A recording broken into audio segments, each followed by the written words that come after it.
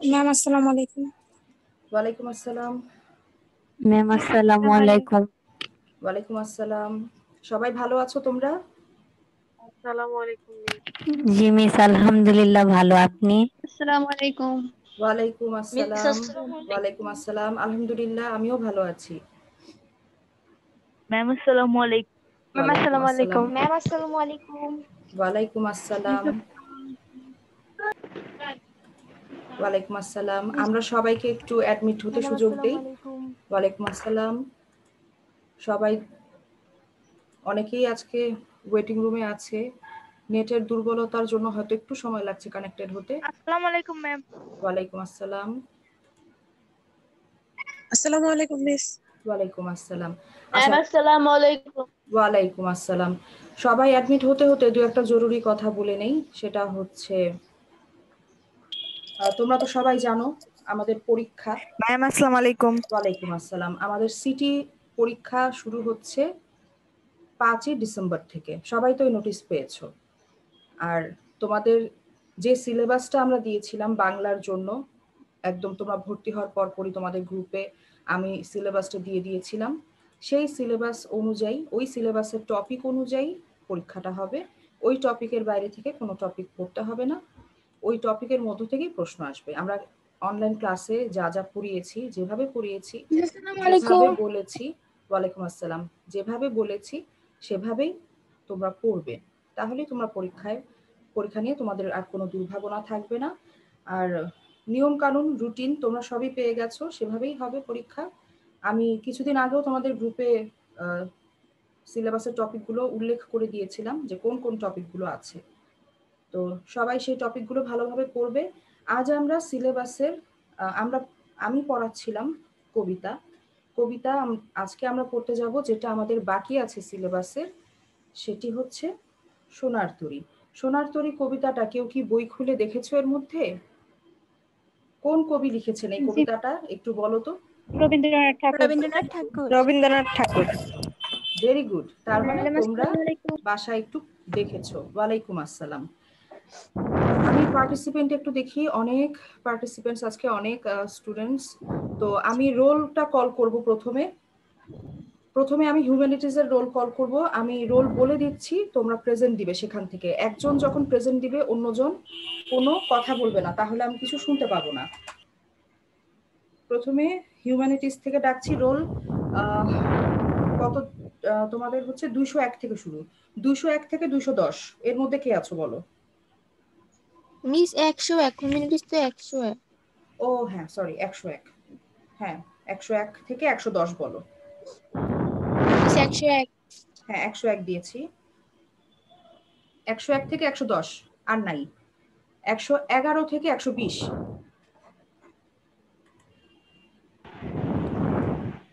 111 ma'am থেকে 114। 114। 121 থেকে 130 নাই। ম্যাম 123। 123। 123। আচ্ছা, 123 দিয়েছি। 131 থেকে 140। ম্যাম 131। 131। 141 থেকে 150। ম্যাম 108। আমি এতক্ষণ জয়েন ম্যাম করতে পারি নাই। ঠিক 149। আছে, 108 দিলাম। 149। জি ম্যাম। ম্যাম 141। 141। মিস 142। 142। আচ্ছা, 150। ম্যাম বলো। ম্যাম 150 এর পর 215। 200 এখনো ডাকিনি, তুমি একটু ওয়েট করো। ম্যাম 154। 154। ম্যাম 151। 151। 151 থেকে 160 এরা বলো কারা আছো। 151 থেকে ম্যাম 160। 151। হ্যাঁ, 151 দিয়েছি। আসসালামু আলাইকুম। ওয়ালাইকুম আসসালাম। 151 থেকে ম্যাম 160। আসসালামু আলাইকুম। ওয়ালাইকুম আসসালাম। বাবারা এখন অ্যাটেন্ডেন্স নিচ্ছি, তো এখন আর সালাম তুলবো না আপাতত। হ্যাঁ, সবার জন্য ওয়ালাইকুম আসসালাম। 151 থেকে 160 কেউ নেই। 161 থেকে 70। মিস 154 পর্যন্ত আছে কমিউনিটিসের মধ্যে। ও আচ্ছা আচ্ছা, ঠিক আছে। আসলে তোমরা নতুন ভর্তি হয়েছো তো এখনো সবকিছু। হ্যাঁ, ঠিক আছে, এবার তাহলে আমরা বিজনেসে যাই। বিজনেস শুরু কত থেকে? 201 থেকে, তো 201 থেকে 210 জি ম্যাম। বলো। ম্যাম 203। 203, ম্যাম 205 203, ম্যাম 206 দাঁড়াও, ম্যাম 203, 208। 205 এই একটু 203, 205, 206, তারপর 208। 208, তারপর আর আচ্ছা আর নাই। 211 থেকে 220, ম্যাম 216 216, আর ম্যাম 215। 215, আর আচ্ছা 221 থেকে 230,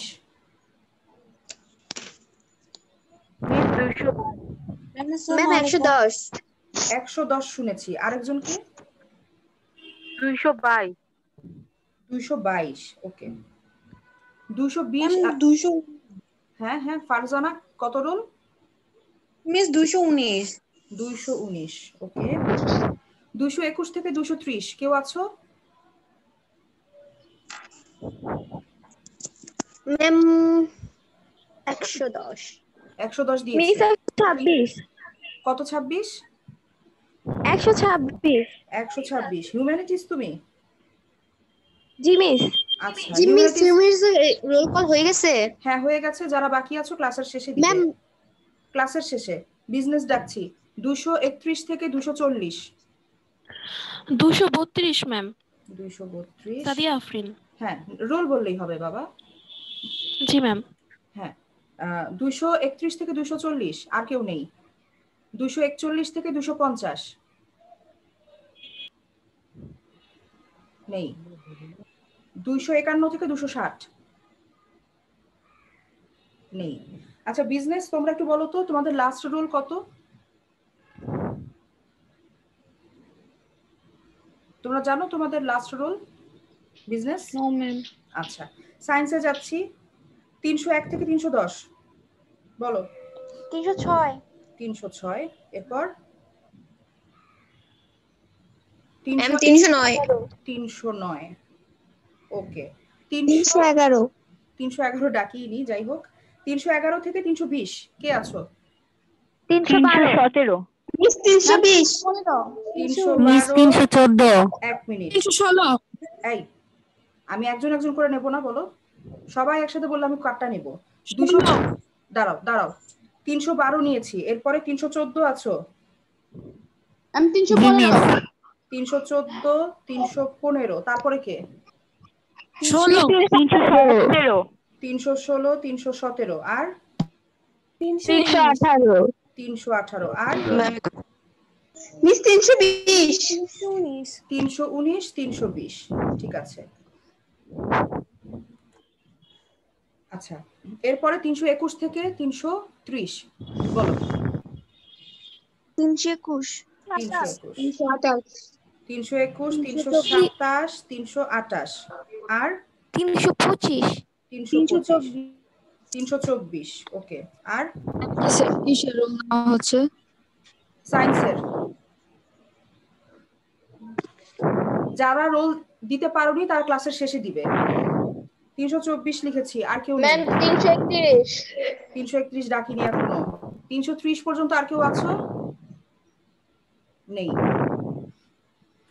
আচ্ছা 331 থেকে 340, ম্যাম 331 আচ্ছা তারপর 334, তারপর ম্যাম 335 335, তারপর ম্যাম 334।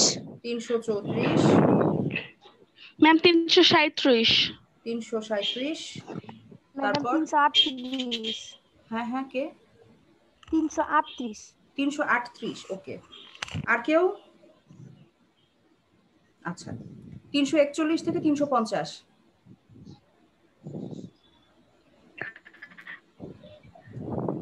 মিস 346 46, তারপর 340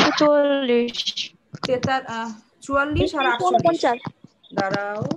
344, 348, 349, ওকে। তারপর আর কেউ নেই। 351 থেকে 360, মিস 351 351, আর কেউ? Name call 354।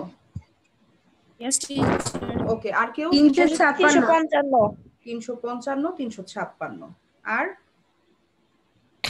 ম্যাম 358 358, আর কে? 59 359। আর কেউ নেই। 361 থেকে 370। Miss 366 366, miss 369। 369। আর 364 364। ওকে, আচ্ছা 371 থেকে 380। মিস 376 373 373, 376। ম্যাম আর 374 374, 74, 371। তারপর মিস 376 হ্যাঁ দিয়েছি 76। তারপর 80-র মধ্যে আর কেউ নেই। 381 থেকে 390। মিস 388 388। আর কেউ? ম্যাম 390। 390। আর কেউ? মিস 381। 381। আর আচ্ছা 300, ম্যাম আমার 339, আমি মাত্র জয়েন হয়েছি। 339। যারা মাত্র জয়েন হচ্ছে তারা পরে দিও। 39টা দিয়ে দিলাম। আচ্ছা 391 থেকে 400। ম্যাম 393 91। 391। ম্যাম 393 393। আচ্ছা ম্যাম 393 হ্যাঁ 393 দিয়েছি। আর কে? মিস 392 392। আর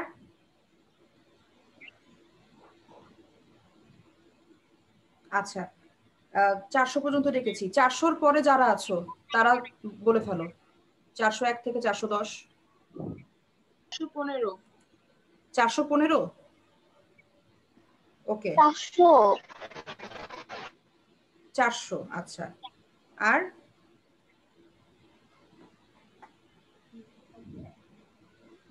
আর কেউ আছো 400-র পরে?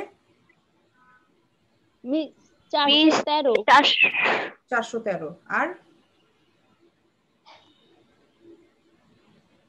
আর নেই। আচ্ছা এবারে আমরা আমাদের ক্লাস শুরু করছি। ক্লাসটা খুব জরুরি আমাদের। 225 মিস 412 412 পর্যন্ত দিলাম। এখন আর রোল কল করব না, এখন আমরা পড়তে চলে যাব। যারা বাকি আছো তারা সবাই ক্লাসের শেষে দিবে। এখন আমরা যেটা পড়তে যাচ্ছি তোমাদের আগেই বলেছি, সোনার তরী কবিতাটা। আচ্ছা সোনার তরী কবিতাটা সবার সামনে নিশ্চয়ই বই আছে। বই আছে? জি ম্যাম আচ্ছা তো আমরা আগে বই থেকে কবিতাটা পড়ি, পড়ে তারপর সেটার আলোচনায় যাই। ও তোমাদেরকে যেটা বলার কথা, তোমরা অবশ্য জানো, তোমরা প্রথমে পড়বে কবি পরিচিতি। কবি পরিচিতিতে তোমাদের দেয়া আছে কবি রবীন্দ্রনাথ ঠাকুর, তার জন্মসাল কত, কোথায় জন্ম, তার স্থান কোথায়, তারপর রবীন্দ্র যুগ কোনটি, এই ধরনের গুরুত্বপূর্ণ তথ্যগুলো তোমরা পড়বে। তিনি কোন কোন সাহিত্য রচনা করেছেন, অর্থাৎ ছোট গল্প, উপন্যাস, নাটক, কোন কোন ধরনের সাহিত্য রচনা করেছেন। তিনি চিত্রশিল্পী ছিলেন, বিশ্ব পরিব্রাজক ছিলেন, সম্পাদক ছিলেন, এই ধরনের কি কি বৈশিষ্ট্য তার রয়েছে। তার প্রথম কাব্যগ্রন্থ কোনটি, কবে প্রকাশিত হয়, তারপর তিনি কোন গ্রন্থের জন্য কত সালে নোবেল পুরস্কার পেয়েছেন, তিনি বাংলা ছোট গল্পের পথিকৃৎ এবং শ্রেষ্ঠ শিল্পী, এটা তার একটা বিশেষ পরিচয় আমাদের কাছে, এগুলো পড়বে। তারপর তার কিছু সাহিত্যকর্মের নাম দেয়া আছে, সোনার তরী, মানসী, চিত্রা, খনিকা, এরকম অনেক কয়েকটা বইয়ের নাম দেয়া আছে সেগুলো, এবং তার মৃত্যু। এই গুরুত্বপূর্ণ তথ্যগুলো তোমরা অবশ্যই বারবার করে পড়বে কবি পরিচিতি থেকে। আর এরপরে তোমরা পড়ে নেবে পাঠ পরিচিতি। পাঠ পরিচিতিতে যা থাকে সেটা মূলত কবিতার আলোচনা, কবিতা সম্পর্কে একটু সংক্ষিপ্ত আলোচনা থাকে, সেটাই আমরা এখন করব। আগে আমরা কবিতাটা পড়ে নিচ্ছি। সোনার তরী, রবীন্দ্রনাথ ঠাকুর। গগনে গরজে মেঘ ঘন বরষা, কুলে একা বসে আছি নাহি ভরসা, রাশি রাশি ভাড়া ভাড়া ধান কাটা হলো সারা, ভরা নদী ক্ষুরধারা খর পরশা, কাটিতে কাটিতে ধান এলো বরষা। একখানি ছোট ক্ষেত আমি একেলা, চারিদিকে বাঁকা জল করিছে খেলা, পরপারে দেখি আঁকা তরু ছায়া মসি মাখা, গ্রামখানি মেঘে ঢাকা প্রভাত বেলা, এপারেতে ছোট ক্ষেত আমি একেলা। গান গেয়ে তরিবে কে আসে পারে, দেখে যেন মনে হয় চিনি উহারে, ভরা পালে চলে যায় কোনো দিকে নাহি চায়, ঢেউগুলি নিরুপায় ভাঙে দুধারে, দেখে যেন মনে হয় চিনি উহারে। ওগো তুমি কোথা যাও কোন বিদেশে, বারেক ভিড়াও তরি কুলেতে এসে, যেও যেথা যেতে চাও যারে খুশি তারে দাও, শুধু তুমি নিয়ে যাও ক্ষণিক হেসে, আমার সোনার ধান কুলেতে এসে। যত চাও তত লও তরণী পরে, আর আছে আর নাই দিয়েছি ভরে, এতকাল নদী কূলে যাহা লয়ে ছিনু ভুলে, সকলে দিলাম তুলে থরে বিথরে, এখন আমারে লহ করুণা করে। ঠাঁই নাই ছোট সে তরি, আমারই সোনার ধানে গিয়েছে ভরি, শ্রাবণ গগন ঘিরে ঘন মেঘ ঘুরে ফিরে, শূন্য নদীর তীরে রহিনু পরি, যাহা ছিল নিয়ে গেল সোনার তরি। এই হচ্ছে আমাদের কবিতা। কবিতাটি একটি প্রতীকী কবিতা। প্রতীকী কবিতা অর্থ হলো, তোমাদেরকে যদি সহজ করে বলতে চাই তাহলে এরকম বলা যায় যে একটি গূঢ় কোনো ভাবার্থ একটি সহজ কথার মাধ্যমে যদি ফুটিয়ে তোলা হয়, সরাসরি না বলে কোনো বিষয়ের আশ্রয় নিয়ে একটি, একটু অ্যাডমিট করে নেই, হ্যাঁ, যদি সরাসরি ভাবে না বুঝিয়ে, শাব্দিক অর্থে না বুঝিয়ে কোনো প্রতীকের সাহায্যে অন্য কোনো গভীর একটি অর্থ প্রকাশ করা হয়ে থাকে, তাহলে সেটাকে আমরা বলি প্রতীকের ব্যবহার করা। সেই অর্থে এটি একটি প্রতীকী কবিতা। এখানে যেমন আমরা দেখতে পাচ্ছি যে বর্ষাকালের একটি ছবি, একটি জায়গায় কৃষক দাঁড়িয়ে আছেন, তার চারপাশে হচ্ছে নদী, নদীর স্রোত বয়ে যাচ্ছে, মাঝখানে একটু ছোট ক্ষেত, সেখানে সেই কৃষক তার ধান নিয়ে দাঁড়িয়ে আছেন। তখন তিনি দেখলেন যে তারপর বর্ণনা আছে, ওপারে একটি ছোট গ্রাম দেখা যাচ্ছে, গ্রামটা দেখতে কেমন লাগছে, চারপাশে ক্ষুরধারা পানি, নদীর জল বয়ে যাচ্ছে, স্রোত বয়ে যাচ্ছে। হঠাৎ কৃষক দেখলেন নদীতে ভরা পালে কে যেন গান গেয়ে নৌকা বেয়ে কে যেন আসছে, যে আসছে তাকে কৃষকের মনে হচ্ছে যেন তাকে চিনি। তো সেই কৃষক তাকে কুলে আহ্বান করলেন, সে আসলো, কৃষক তার এই কষ্ট করে ফলানো সোনার ধান তার নৌকায় তুলে দিলেন এবং অনুরোধ করলেন যে তাকেও যেন নৌকায় স্থান দেয়া হয়। কিন্তু ছোট সেই তরিতে বা নৌকায় কৃষকের স্থান হলো না, সেই মাঝি কৃষকের ধান নিয়ে চলে গেলেন। আর কৃষক শূন্য নদীর তীরে একা দাঁড়িয়ে রইলেন। এই যে একটা দৃশ্য আমরা দেখতে পেলাম, একটি কাহিনী, এই কাহিনীটা আসলে একটা প্রতীক। এই কাহিনীটার আড়ালে কবি একটি গুরুত্বপূর্ণ জীবনবোধের পরিচয় তুলে ধরেছেন। সেটা কি? সেটা হচ্ছে এই যে, একটু অ্যাডমিট করে নেই, তিনি গভীর একটা জীবন দর্শনের পরিচয় দিচ্ছেন। সেটা এইরকম যে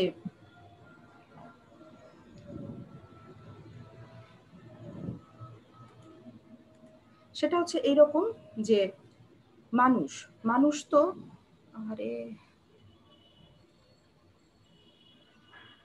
অ্যাডমিট দিতে গেলে না ওই কথাটা হারিয়ে যায়।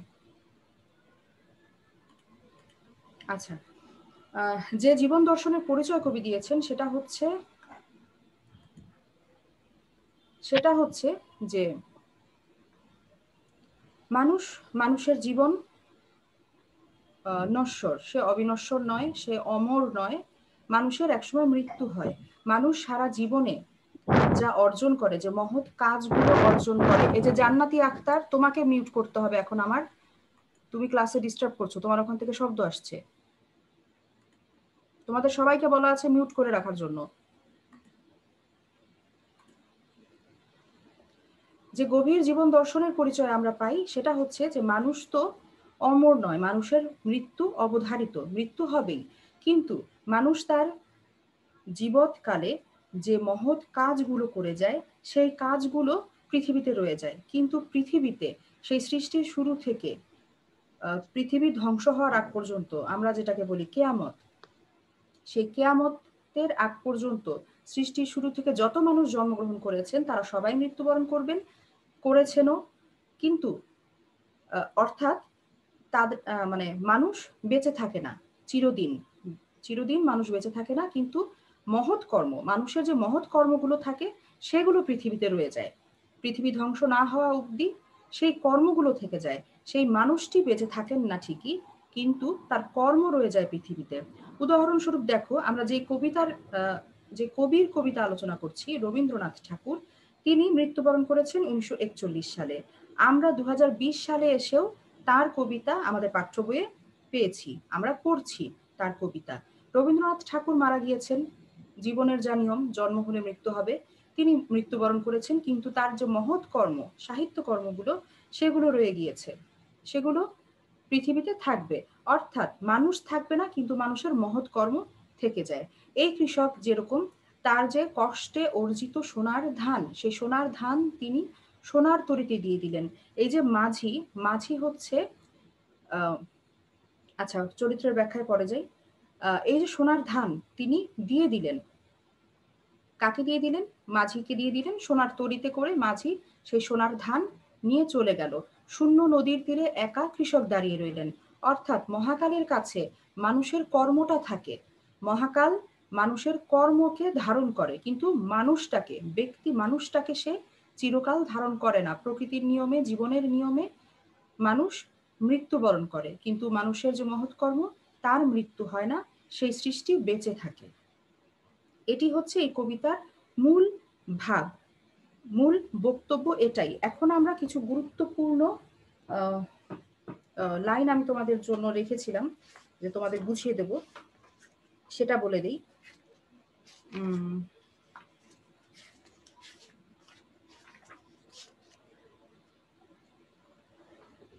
এখানে কিছু কিছু জিনিস তোমাদের বুঝতে হবে, যেমন বাঁকা জল, কবিতা একটা জায়গায় আছে, চারিদিকে বাঁকা জল করিছে খেলা। এই বাঁকা জল হচ্ছে কাল স্রোতের প্রতীক।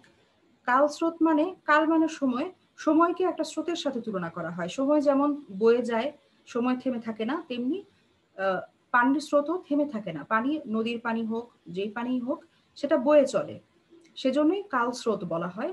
স্রোতের সাথে সময়কে তুলনা করে বলা হয় কাল স্রোত। এই কাল স্রোতের প্রতীক হচ্ছে বাঁকা জল। কবিতায় বাঁকা জল বলতে কাল স্রোতকে বোঝানো হয়েছে। এই কাল স্রোত যেভাবে বয়ে যায়, সেই বয়ে যাওয়ার মধ্য দিয়ে কবি ইঙ্গিত করেছেন মহাকালকে, মহাকালের স্রোত। মানে কি? হ্যাঁ, মিস খরপোশা, আমি একটা আলোচনা শেষ করি, তারপর আরেকটা জিজ্ঞেস করো, ঠিক আছে? তো এই যে বাঁকা জল দিয়ে মহাকালের স্রোতের প্রতি ইঙ্গিত করা হয়েছে। স্রোত যেমন বয়ে চলে, থেমে থাকে না, তেমনি মহাকালও সৃষ্টির শুরু থেকে বয়ে চলেছে সময়, সেই সময় থেমে থাকেনি, সময় বয়ে চলেছে। এ কারণে বাঁকা জল দিয়ে কাল স্রোত এবং বা মহাকালের স্রোতকে বোঝানো হয়েছে। এবারে বলছি যে খরপরশা, যেটা একজন জিজ্ঞেস করেছো, সেখানে বলা আছে কবিতায়, ভরা নদী ক্ষুরধারা খরপরশা। এটুকু আগে বুঝিয়ে নিই যে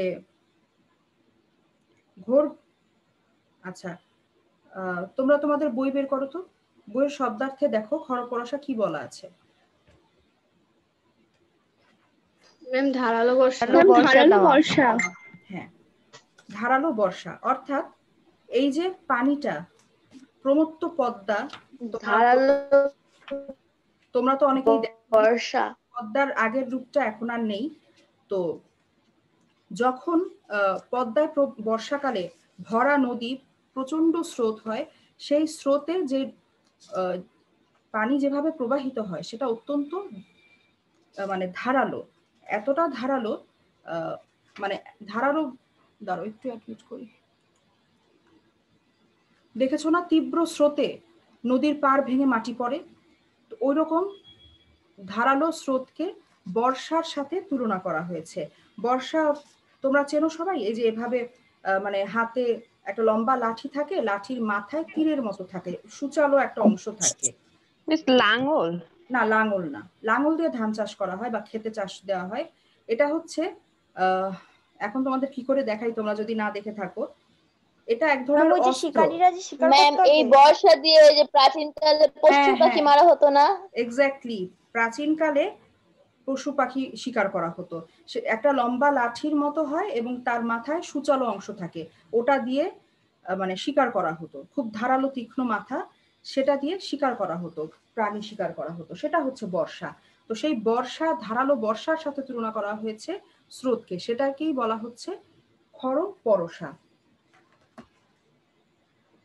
ঠিক আছে, ধারালো বর্ষার মতো বলা হয়েছে, এটাই হচ্ছে খরপরশা। আর ক্ষুরধারা, ক্ষুরধারা মানে হচ্ছে খুরের মতো ধারালো প্রবাহ, পানির যে স্রোত সেটা খুরের মতো ধারালো। খুর একটি অস্ত্র, অস্ত্র না ঠিক, এটা এইটুকু একটা জিনিস, সেটার মধ্যে মানে ব্লেড দিয়ে আমরা এখন যে কাজগুলো করি, ব্লেডের যেরকম ধারালো পাশ থাকে সেটা দিয়ে আমরা যেমন কাজ করি, ওরকম খুর ছিল, খুরের একটা পাশ ব্লেডের মতো ধার থাকতো। তো এটা হয়তো তোমরা দেখোনি, দেখার কথাও না, খুরের ব্যবহার এখন নেই। তো এটুকুই বুঝে নাও যে ব্লেডের মতোই একটা ধারালো অংশ থাকতো, সেটা দিয়ে ওই চাছার কাজ করা হতো। তো এরপরে তোমাদের যেটা বুঝতে হবে সেটা হলো এই যে গান গেয়ে তরিবে কে আসে পারে, দেখে যেন মনে হয় চিনি উহারে। তরি অর্থ তো নৌকা, সেটা তোমরা জানো। তো এক নৌকা বেয়ে একজন মাঝির এগিয়ে আসার কথা কবি বলেছেন, এবং কবির দৃষ্টিতে এই মাঝি হচ্ছে মহাকালের প্রতীক, আগে বলেছি। আর কৃষক হচ্ছে কবি নিজেই। এই কবিতায় যে কৃষক আছে, যে সোনার ধান ফলাচ্ছে, সে কৃষক কবি নিজেই। কৃষকের প্রতীকে কবি নিজেকেই নিজে উপস্থাপন করছেন। আর যে মাঝি নদী বেয়ে আসছে, সে মাঝি হচ্ছে মহাকালের প্রতীক। তিনি এই যে মাঝিকে আহ্বান করছেন যে বারেক ভিড়াও তরি কুলিতে এসে, কবি আহ্বান করছেন যে হে মহাকাল, তুমি আমার যে সৃষ্টি সেটি নাও এবং আমাকেও তোমার কাছে, তোমাকে মানে তোমার নৌকায় স্থান দাও। মানে মহাকালের কাছে তিনি নিজের একটা স্থান ভিক্ষা চাইছেন, স্থান কামনা করছেন। কিন্তু মহাকাল শুধু তার সৃষ্টি অর্থাৎ সোনার ধান নিয়েই চলে যায়, সেই তরিতে কবির বা কৃষকের জায়গা হয় না। আচ্ছা, এবার আরেকটা গুরুত্বপূর্ণ যে বিষয়টা দেখব সেটা হচ্ছে সোনার ধান। সোনার ধান তোমরা এতক্ষণে বুঝে গেছো। সোনার ধান দিয়ে কবি বুঝিয়েছেন কবির সৃষ্টিকর্মের যে সমাহার বা সম্ভার সেটি। এটা দিয়ে তিনি ফসল রূপে যে ধান, সেই ধানের সাথে নিজের সৃষ্টিকে, সৃষ্টি সম্ভারকে তুলনা করেছেন। আর এই কবিতায় আরো যে গুরুত্বপূর্ণ জিনিস তোমরা দেখবে সেটা হচ্ছে বর্ষা প্রকৃতির যে রূপ। এখানে আমরা বর্ষা ঋতুতে নদীর একটা বর্ণনা, নদীতে জল কিরকম থাকে, কিভাবে স্রোত বয়ে যায়, কতটা ধারালো সে স্রোত, তারপর নদীর এপার থেকে ওপারে একটি গ্রাম দেখা যাচ্ছে, সেই গ্রামটিকে মনে হচ্ছে তরু ছায়া মশি মাখা। মশি অর্থ হচ্ছে কালি, মনে হচ্ছে যে কালি মাখানো, মানে মেঘ হয়েছে, দূরে একটি গ্রাম দেখা যাচ্ছে, অনেক গাছ দেখা যাচ্ছে সেই গ্রামের যে সীমানা সেখানে। এ কারণে তরু ছায়া মশি মাখা কবির কাছে মনে হয়েছে। তো বর্ষা প্রকৃতির এই স্বরূপটা তোমরা পড়বে। আর কবিতার যে গুরুত্বপূর্ণ চরিত্র, যে কৃষক বলতে এখানে কাকে আসলে বোঝানো হয়েছে, বা কৃষকের প্রতীকে এখানে কবি কাকে বুঝিয়েছেন, মাঝির প্রতীকে কবি কাকে বোঝাতে চেয়েছেন, এই বিষয়গুলো, তারপর সোনার ধান বলতে কি বোঝানো হয়েছে, এগুলো মনে রাখবে। আর আরেকটা গুরুত্বপূর্ণ তথ্য তোমাদের মাথায় রাখতে হবে, সেটা হচ্ছে ছন্দ। সোনার তরী কবিতাটি মাত্রাবৃত্ত ছন্দে রচিত। আর আরেকটি কথা, যে পংক্তি 8+5 মাত্রার পূর্ণ পর্বে বিন্যস্ত। হঠাৎ হঠাৎ এখান থেকে প্রশ্ন চলে আসে যে কত মাত্রার পূর্ণ পর্ব আছে এখানে, তখন 8+5 এটা মনে রাখতে হবে। আর কোন ছন্দ, এটা তো খুবই মানে গুরুত্বপূর্ণ, মাত্রাবৃত্ত ছন্দে রচিত। আর সোনার তরী কি ধরনের কবিতা, বলতে হবে সোনার তরী একটি রূপক কবিতা। আর সোনার তরী কবিতাটি কোন কাব্যগ্রন্থ থেকে নেওয়া হয়েছে, দেখি কে বলতে পারবে? সোনার তরী। হ্যাঁ, গুড। সোনার তরী কাব্যগ্রন্থ থেকেই সোনার তরী কবিতাটি নেওয়া হয়েছে। অর্থাৎ সোনার তরী হচ্ছে একটি নাম কবিতা। নাম কবিতা অর্থ হলো, অনেক সময় তোমরা দেখবে যে একটা কবিতার বইতে তো অনেকগুলো কবিতা থাকে, এর মধ্যে কোনো একটি কবিতার নাম অনুসারে কবিতার বইয়ের নামকরণ করা হয়। যেমন সোনার তরী কবিতাটার নাম অনুসারে কাব্যগ্রন্থের নামই হয়েছে সোনার তরী। সুতরাং এই যে কবিতার নাম এবং কবিতার বইয়ের নাম এক, সেই কবিতাকে বলা হয় নাম কবিতা। নাম কবিতা বিষয়টা বুঝেছো?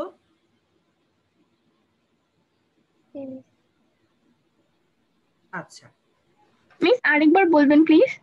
হ্যাঁ বলছি।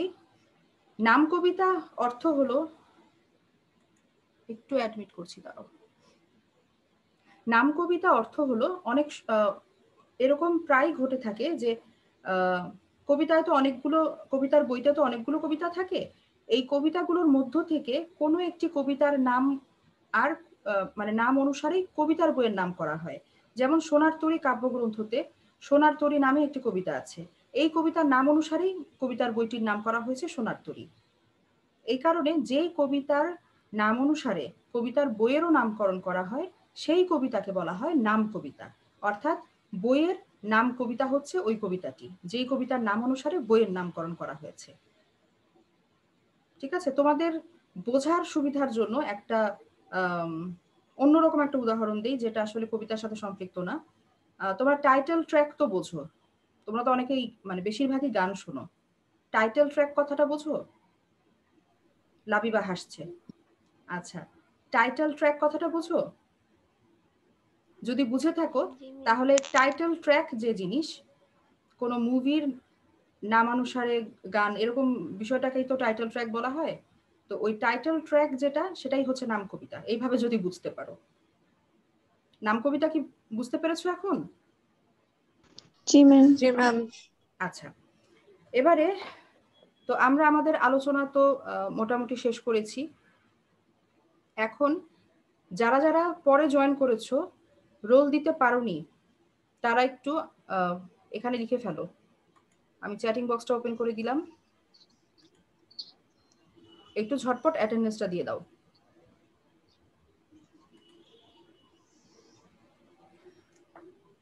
আচ্ছা, সোনার তরী কবিতাটা আমরা আজকে আলোচনা করলাম। এখানে যা যা গুরুত্বপূর্ণ বিষয় তোমাদের বোঝার মতো রয়েছে সবই আলোচনা করলাম।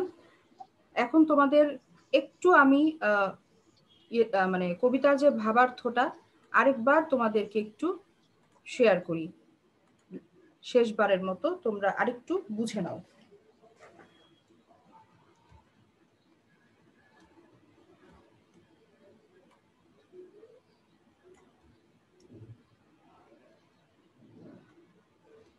আচ্ছা দেখো, একটি সারসংক্ষেপ আমি লিখেছি। বাংলা কবিতার ইতিহাসে রবীন্দ্রনাথের সোনার তরী একটি চিরায়ত আবেদনবাহী কবিতা। এই কবিতায় চারপাশের প্রবল স্রোতের মধ্যে জেগে থাকা দ্বীপের মতো একটি ধান খেতে নিঃসঙ্গ এক কৃষক তার উৎপন্ন ধানের সম্ভার নিয়ে অপেক্ষমান। পাশের খরস্রোতা নদী আকাশের ঘন মেঘ আর ভারী বর্ষণে হিংস্র হয়ে উঠেছে। চারদিকের বাঁকা জল অনন্তকাল স্রোতের প্রতীক হিসেবে কৃষকের মনে ঘনঘোর সৃষ্টি করেছে। খরস্রোতা নদীতে যখন ভরা পাল সোনার নৌকা নিয়ে বেয়ে আসা এক মাঝিকে দেখা যায়, খরস্রোতা নদীতে তখন ভরা পাল সোনার নৌকা নিয়ে বেয়ে আসা এক মাঝিকে দেখা যায়। চিন্তিত কৃষক মাঝিকে সকাতরে অনুরোধ করে নৌকা কূলে ভিড়িয়ে তার উৎপাদিত সোনার ধান নিয়ে যাওয়ার জন্য। মাঝি সোনার ধান মহাকালের নৌকায় তুলে নিয়ে চলে গেলেও নৌকা ছোট বলে তাতে স্থান হয় না কৃষকের। আশাহত কৃষক শূন্য নদীর তীরে নিঃসঙ্গ অপূর্ণতার বেদনা নিয়ে আসন্ন ও অনিবার্য মৃত্যুর প্রতীক্ষায় পড়ে রইলেন।